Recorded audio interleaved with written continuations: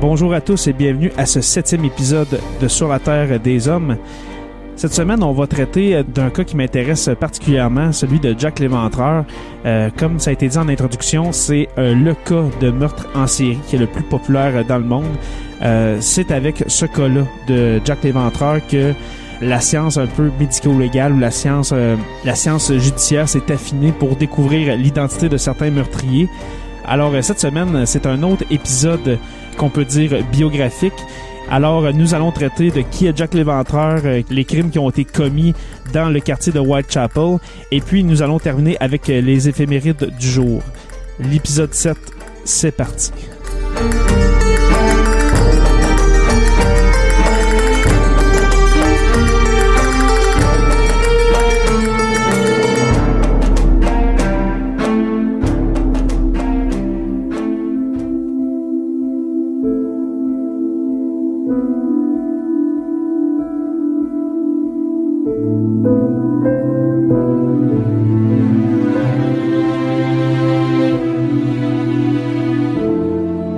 À l'automne 1888, l'assassinat de prostituées dans le quartier londonien de l'East End sème la terreur.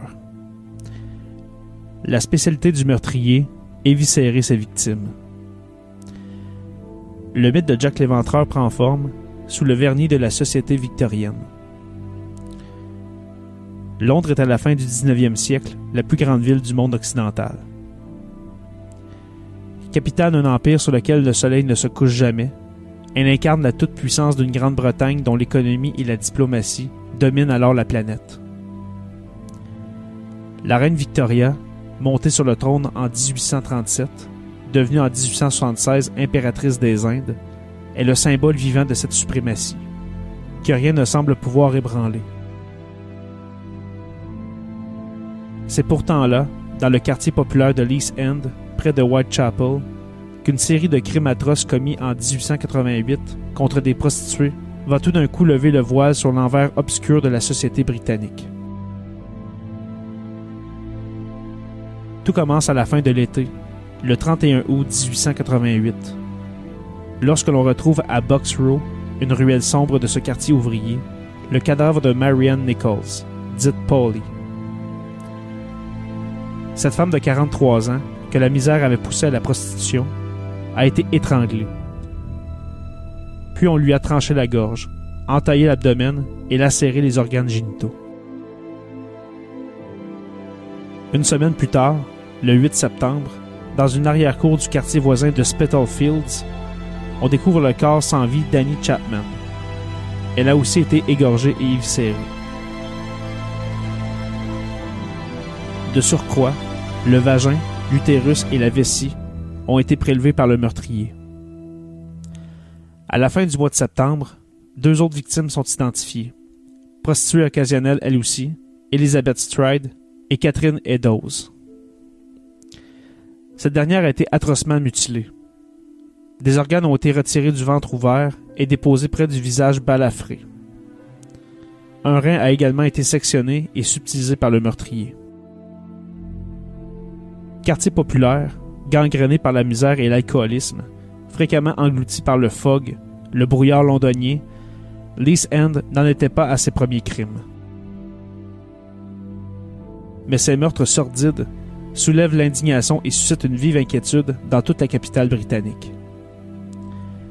L'absence de vol, la façon dont les corps des victimes ont été découpés et meurtris, tout laisse présager l'existence d'un seul et même assassin, aux motivations plus que perverses.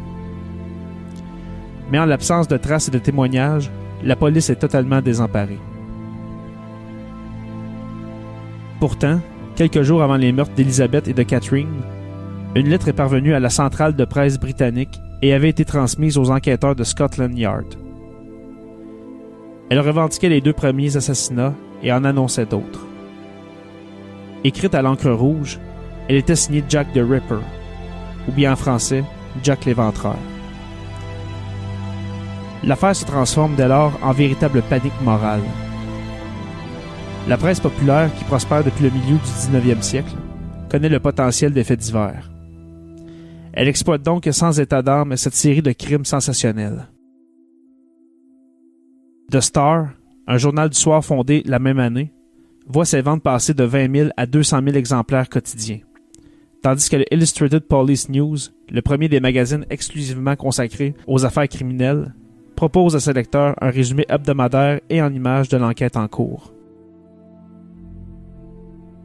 Mais tous les quotidiens, du Manchester Guardian au London Daily News et au Daily Telegraph, en passant par le vénérable Times, y vont de leurs manchettes.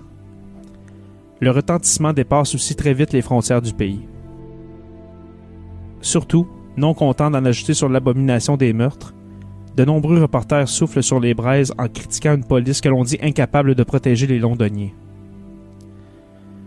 Il est vrai que l'enquête peine à progresser. Elle est d'abord confiée au détective Edmund Reed, responsable de la police municipale de Whitechapel.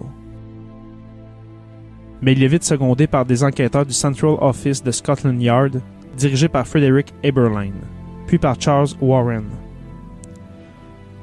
Durant les mois de septembre et d'octobre 1888, les policiers sillonnent les bouges et les asiles de nuit de l'East End, distribuent des milliers de prospectus et d'appels à témoignages, usent de limiers et de chiens. Ils interrogent au total près de 2000 personnes, examinent les faits et gestes de plus de 300 d'entre elles, dont 76 bouchers, équarrisseurs et professions similaires. Plus de 80 suspects sont arrêtés, parmi lesquels figure John Pizer, un cordonnier juif de Whitechapel surnommé Leather Apron, ou bien tablier de cuir, immigré polonais soupçonné par le quartier. Mais ni lui ni aucune des autres personnes appréhendées ne correspondent au meurtrier, que faute de témoignages fiables, il est impossible d'identifier. À Whitechapel, des habitants apeurés se regroupent dans un comité de vigilance dirigé par George Lusk, un entrepreneur en bâtiment que les commerçants du quartier ont élu président. Le comité, qui organise des patrouilles de nuit, ne se prive pas pour désigner d'éventuels coupables à la vindicte publique, ouvrant ainsi la chasse aux boucs émissaires. Beaucoup pensent que de telles horreurs ne peuvent avoir été commises par un Anglais. On dénonce donc rapidement les immigrés qui vivent dans ce quartier pauvre. Les plus nombreux sont les Juifs, 80 000 environ, qui ont fui les pogroms de Pologne et de Russie et s'efforcent de survivre dans les taudis de l'East End. Ce sont eux que l'on accuse d'emblée. Les Juifs sont ceux que l'on ne condamnera pas à tort. Dénonce un graffiti inscrit sur un mur de Goulton Street, non loin des rues où l'on a découvert les cadavres. La police, craignant une émeute ou des débordements dans ce quartier où l'antisémitisme est virulent, le fait aussitôt effacer. Des milliers de lettres arrivent par ailleurs à Scotland Yard ou dans les rédactions des principaux journaux. Certaines dénoncent un voisin, proposent les services d'un graphologue ou d'un médium, suggèrent un nouveau mode d'investigation. Cet investissement inédit témoigne de la vive émotion suscitée par les crimes. Mais il dit aussi le désir croissant de participer aux affaires publiques. Le suffrage masculin est devenu général depuis la réforme électorale de 1884. Et la démocratie progresse dans ce pays longtemps marqué par une très forte déférence sociale. L'affaire se complique lorsque d'autres lettres signées de l'éventreur parviennent au comité de Lusk. L'une d'elles, intitulée From Hell, depuis l'enfer, est accompagnée d'un fragment de rein droit. On songe bien sûr à celui que le meurtrier avait prélevé sur le cadavre de Catherine Eddowes. Mais l'écriture diffère profondément de la première lettre. Beaucoup pensent à l'œuvre d'affabulateur ou de reporter en mal de copie. Alors voilà, c'est ce qui complète les informations pour Jack l'Éventreur. Il est à noter aussi qu'il y a eu plusieurs autres victimes que l'on relie à Jack l'Éventreur. Il y a aussi Mary Jane Kelly, qui fut découverte le vendredi 9 novembre 1888 à 10h45 sur le lit de la pièce où elle vivait seule au 13 de Miller's Court dans Spitalfields. Elle avait la gorge tranchée jusqu'à la colonne vertébrale et l'abdomen presque entièrement éviscéré, et puis on avait retiré son cœur. Il y a aussi 5 meurtres qui ont été exécutés de nuit, qu'on se demande qui est au juste le responsable de ces meurtres. Ça va de 1888 jusqu'en 1894, et puis c'est des meurtres qui n'ont pas été élucidés. Pour revenir sur la partie d'information, on dit que les médias étaient peut-être responsables. Si vous avez lu entre les lignes un petit peu, là, peut-être que les médias étaient responsables de cette psychose collective, si on veut. Il y a un fond de vérité là-dedans, dans le sens que à la fin des années 1800, les médias à potins, les médias à sensation, voulaient peut-être se servir de l'histoire de l'éventreur pour faire mousser leur ventre un petit peu. C'est vrai que c'est vraiment glauque comme méthode, mais ça se pourrait. Mais il faut pas oublier qu'il y a eu de réels meurtres et puis que certains n'ont pas été élucidés. Cette affaire-là va rester en suspens jusqu'à nos jours. Et puis, il y a 4 ans, la possible identité de Jack l'Éventreur a été révélée. Alors, ça remonte à 126 ans plus tard, alors en 2014. Et puis, on a dit dans le Daily Mail que l'identité de Jack l'Éventreur est dévoilée. Ce serait Aaron Kosminski, un immigrant polonais de 23 ans, qui serait l'auteur des 5 crimes commis à Londres en 1888. Kosminski était l'un des suspects qui avait été rencontré par les policiers à l'automne 88. Et puis, la découverte a été faite grâce à une analyse d'ADN faite sur les vêtements de Catherine Eddowes, une des victimes. Et puis, comment qu'on a réussi à retrouver ces traces d'ADN-là? Eh bien, c'était des traces de sperme du Polonais de 23 ans qui ont été retrouvées, qui a permis de résoudre cette enquête-là. Et puis, comment qu'on a pu découvrir ce brin d'ADN plus d'un siècle après les faits? Eh bien, c'est lors d'une vente aux enchères. C'est l'homme d'affaires britannique Russell Edwards qui a acheté un châle ayant appartenu à Catherine Eddowes et qui a mené sa propre enquête afin d'identifier le criminel le plus connu de l'histoire. Alors, Edwards dit « J'étais prêt à payer un gros montant d'argent pour ça. Par contre, je n'étais pas convaincu que ce vêtement serait l'élément qui permettrait de résoudre une des plus grandes enquêtes. » Après plusieurs tentatives, Edwards, qui avait 48 ans, rencontre le conservateur du musée du crime de Londres, Alan McCormack.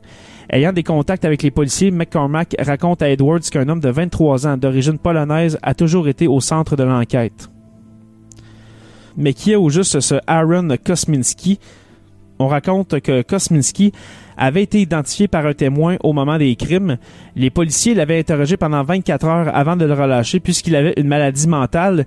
Et puis en 2011, M. Edwards rencontre le docteur Jari Louellinen, un spécialiste reconnu dans le domaine de la génétique. Des tests approfondis sont effectués sur le châle de Catherine Eddowes et des traces de sperme sont retrouvées grâce à une caméra infrarouge sous le morceau qui était taché de sang.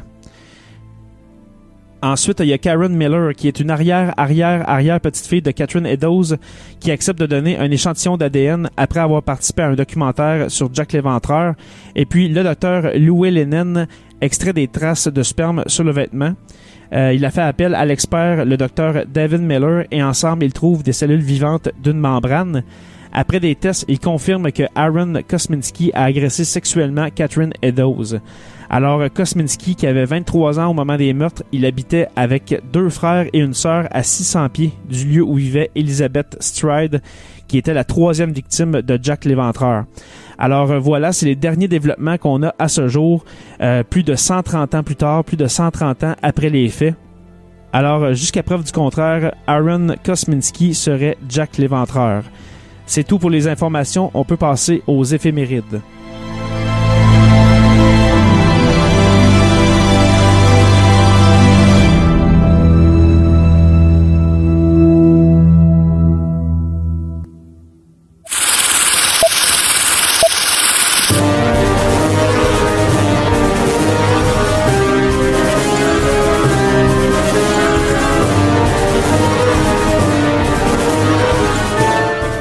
Alors, les éphémérides du jour portent sur le 8 décembre. Première date, le 8 décembre de l'an 324, c'est la création de Constantinople. C'est l'empereur Constantin Ier qui pose la première pierre de la ville qui doit succéder à Rome comme capitale de l'Empire romain d'Orient. Constantinople connaîtra sa plus belle période sous le règne de l'empereur Justinien qui a régné de 527 à 665. Et puis, elle tombera le 29 mai 1454 aux mains des Turcs et sous le nom d'Istanbul, elle deviendra la capitale de l'Empire ottoman. Le 13 octobre 1923, elle perdra sa première place au profit d'Ankara, capitale de la nouvelle Turquie. Ensuite, nous avons le 8 décembre 1861. c'est la naissance de Georges Méliès. Je ne sais pas si vous connaissez Georges Méliès, mais c'est un cinéaste français très populaire. Georges Méliès naît à Paris.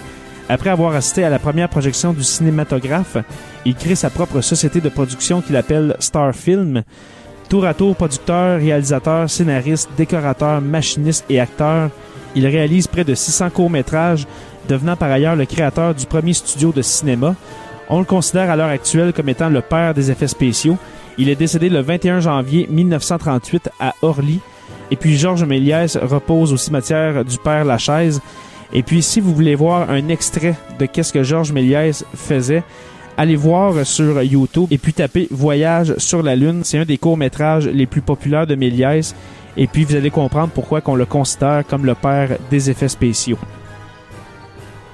Ensuite, le 8 décembre 1941, c'est la date où les États-Unis ont déclaré la guerre au Japon.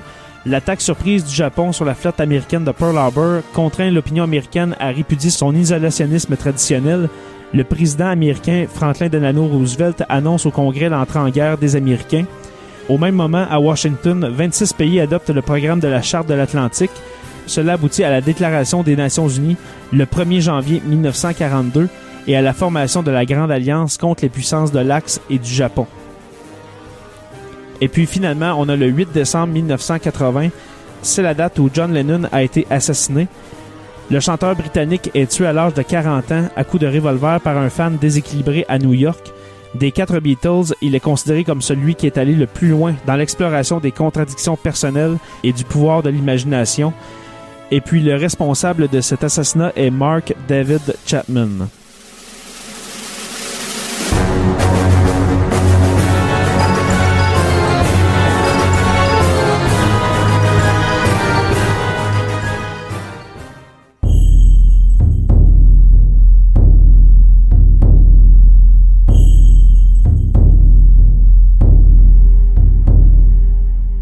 Alors, c'est tout pour ce 7e épisode de la saison 2 de Sur la Terre des Hommes.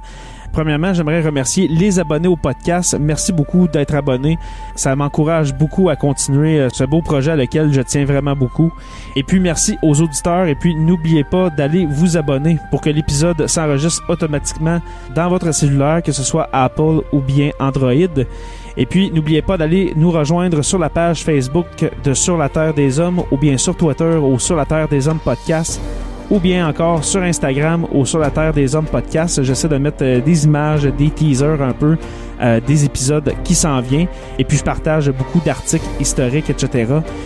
Et puis, n'oubliez pas d'aller donner un 5 étoiles ou la note que vous voulez sur Apple Podcasts pour nous permettre de monter dans le moteur de recherche.